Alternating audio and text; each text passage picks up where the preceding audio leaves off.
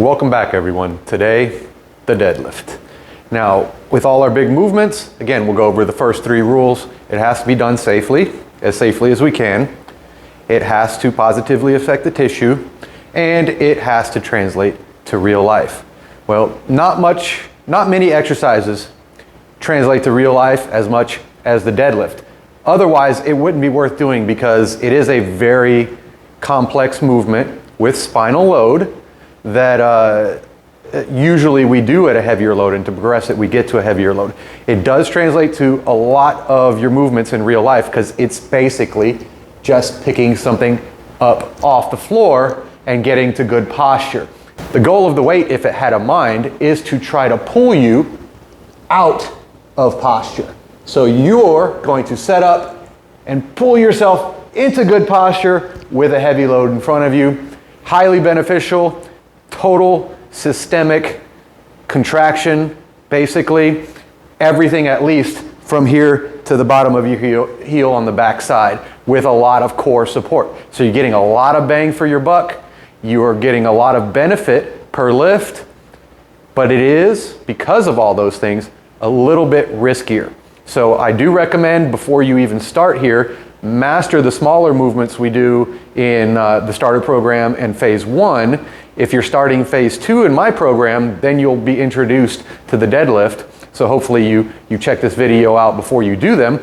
And I also recommend going and checking out the Mastering the Hip Hinge video, because this is the prime mover of the deadlift. We want the glutes to do as much work as possible. So I'm going to step back to the bar and we'll go over setting it up and proper technique.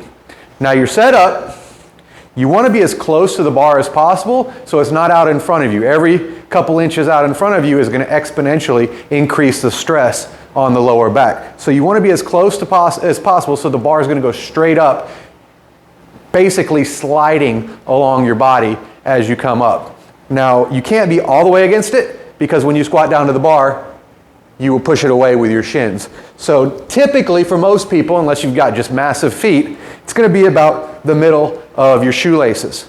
All right? And then from there, I'm going to hinge and then squat down to the bar, keeping a nice flat back position. So again, if you have trouble with this and you haven't mastered the hinge, like in the other video, then don't even go here yet. Stick with those Romanian deadlifts and practicing that position. All right, so the bar is up against my shins as I'm squatted down to it. My back is nice and flat, and I'm going to grip it with my hands just outside my knees. I want them as close as possible to together without hindering my knees. Because see, I push my knees back by having it over the top. All right, now again, this is conventional. I'm going to show you sumo here in a second. But conventional deadlift, squat down to the bar, shoulders back, back nice and flat, neutral position, and up against the shins, keeping it nice and close.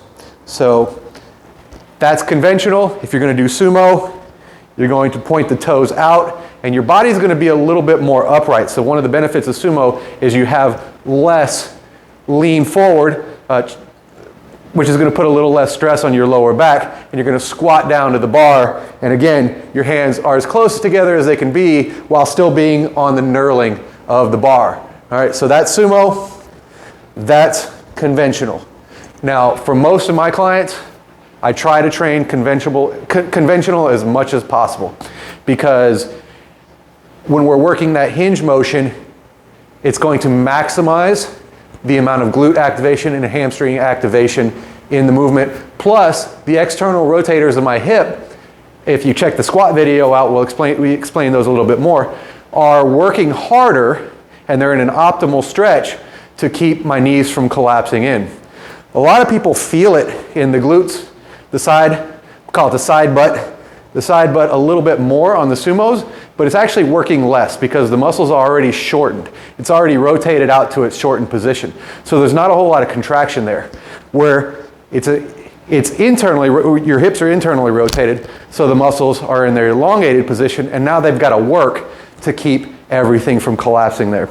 So I train conventional more. It translates to real life a little bit better, whether that's running, walking, taking the stairs, or just reaching down and picking something up.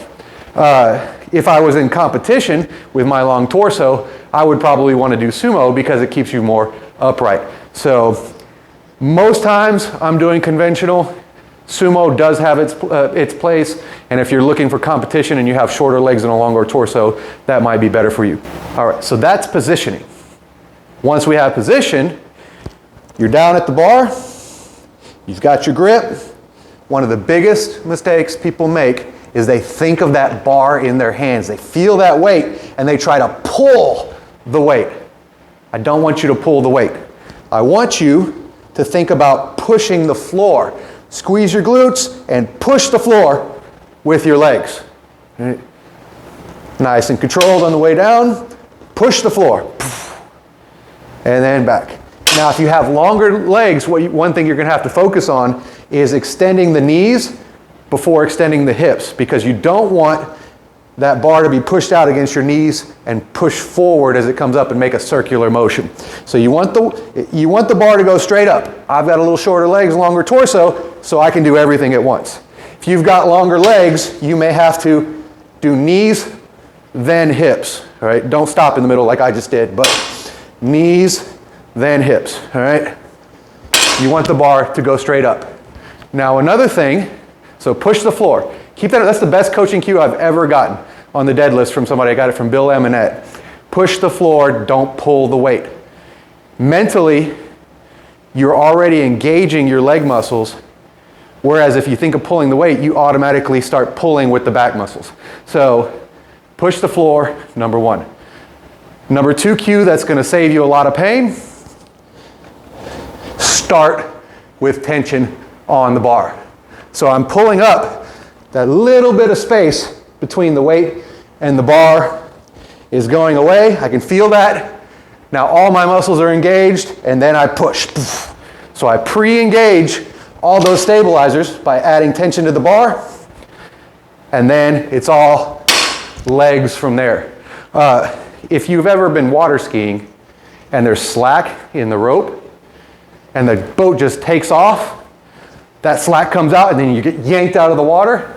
If you don't start with tension, a mini version of that is happening in your low back. All those little stabilizer muscles aren't engaged, and all of a sudden there's tension, and they have to grab real quick. Recipe for injury, or at least setting yourself up for it. If you've ever had a dog on a leash and you let some slack in that leash and they take off, you feel that pull you out of it. But if you have tension from the beginning, you kind of go into it nice and smoothly. So push the floor, start with tension, close as you can be to the bar the whole time. Bar goes straight up. So if you have longer legs, again, don't let it push out, don't let your knees get in the way of the bar, so you'll have to extend those first. Master that hinge, and you will be able to train the deadlift a lot safer. I always recommend starting lower, taking your time warming up, because you'll feel anything along the way that's going to maybe get in the way of having a good deadlift session. And also just that volume in the warm-up is going to add up over time. Always take your time with these big, major movements. Now, as far as things that go wrong, I guess the major ones, obviously, if you're losing back position on the way up, drop the bar. Time to stop. If it's fatigue or if it's strength, if it's fatigue, then fix your warm-up. If it's strength, well, that's your limit. You've gone to a technical failure. So now we just know your weak point is your back, so we can work to strengthen that up and to catch up to what your legs can do. If you have trouble off the ground, then the weakness is probably your quads and your leg muscles, so we can work those. Another thing that can go wrong, and I've got it light enough that I can go ahead and do this without hurting myself, but if you're lifting and that bar spins, if you're lifting and that bar spins, well, now you've got an imbalance in your hips. I talked about those external rotators. Well, one side is a lot better than the other. So now, first of all, mentally try to stop it. And if you can't mentally stop it, if you can't just fix your form by focusing on it, then now we know we've got to rotator issue. So the one that is spinning away, I spun that way, this side is weaker than this side, and we got a severe imbalance. They don't have to be perfectly identical, but they can't be so far, so superior on one side or the other that you can't help but not move. So those are the main things that go wrong. Losing back position is the obvious one. Having a bad pull off the floor is another one. And again, work your legs on that. And the spin of the bar, that's the hips. You want to work on getting those matched up. So you've got your band work, you've got your lateral hip work to help shore those up. So that's the deadlift. Again, as with all our other major movements, if you're still not comfortable with it, your DIY trainers are training at your own risk. If you're not comfortable with it, get a coach. Please get a coach, have them watch you, master that hinge, master the bits and pieces of the movement before you get to the big one. And then always start a little bit conservatively. Like, share, subscribe, send me to your friends and family, and I'll see you again next time.